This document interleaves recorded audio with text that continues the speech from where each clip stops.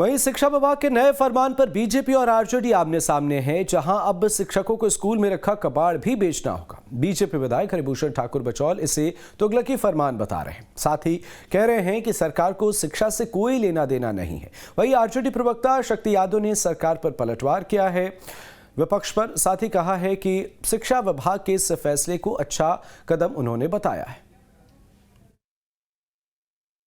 अब देखिए के पाठक जी तो बोरा बेचने की बात करते हैं, शैक्षणिक कार्यों से अलग करके गैर शैक्षणिक कार्यों में शिक्षकों को लगाते हैं, शिक्षकों को टोला सेवक से उनका निरीक्षण करवाते हैं। तो ये सरकार का तुगलकी फरमान है। के पाठक जी उसके टूल्स हैं। शिक्षकों को अपमानित किया जा रहा है बिहार में, ऐसा नहीं होना चाहिए।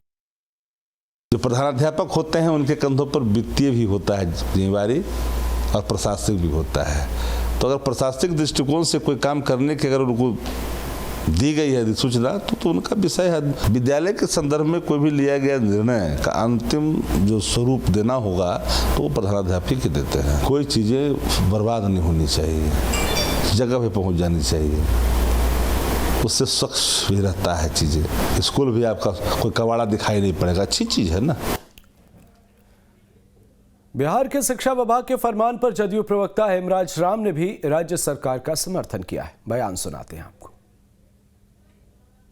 देखिए, विभागीय मामला है और इसको जो है शिक्षा विभाग का मामला है और उसके वो सचिव हैं, तो ये उनका मामला है। उसमें कैसे क्या कर रहे हैं इस पर मेरे तरफ से कोई बयान जाना कोई मुनासिब नहीं है। ये शिक्षकों के बीच में उनके लिए जो उनके डिमांड थे, उनके जो चाहत थी, उस पर तो माननीय मुख्यमंत्री जी गंभीरतापूर्वक विचार किए हैं। किसी के साथ अन्याय नहीं हुआ है अभी तक और इनके साथ भी कोई अन्याय नहीं है।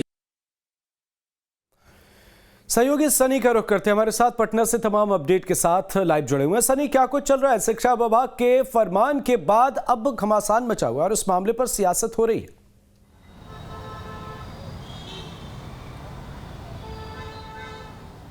ये देखिए, अपर मुख्य सचिव ने जो लेटर जारी किया है, यानी शिक्षा विभाग की तरफ से जो लेटर जारी हुआ है, उसमें स्पष्ट रूप से ये कहा गया है कि इसके पहले जो चावल का बोरा होता है वो बेचकर और वो जो राशि है वो भेजना होगा। उसके अलावे अब कहीं ना कहीं स्कूल के अंदर जो कबाड़ है उसको लेकर भी बातें कही गई। दरअसल बिहार में जो स्कूलों के प्रधानाध्यापक होते हैं उनको शैक्षणिक कार्य के अलावा भी कई गैर शैक्षणिक कार्य करने होते हैं, जिसको लेकर समय समय पर सरकार अपने नियमावली सहित अपने जो क्रियाकलाप है उसमें बदलाव करती रहती है, जिससे शिक्षकों को काफ़ी परेशानी होती है।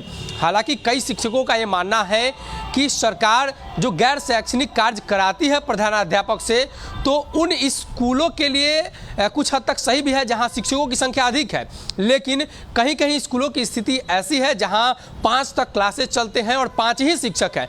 तो ऐसे में प्रधानाध्यापक भी वहां क्लास लेते हैं, वहां काफ़ी परेशानी हो जाएगी। लेकिन इसको लेकर जो सियासत हो रही है उसके दो मायने हैं। एक तरफ तो जहां भारतीय जनता पार्टी शिक्षक वोट और शिक्षकों के पक्ष में बयान देकर सहानुभूति लेने की कोशिश करती है, वहीं के पाठक का बचाव करती हुई सत्ता पक्ष नजर आती है।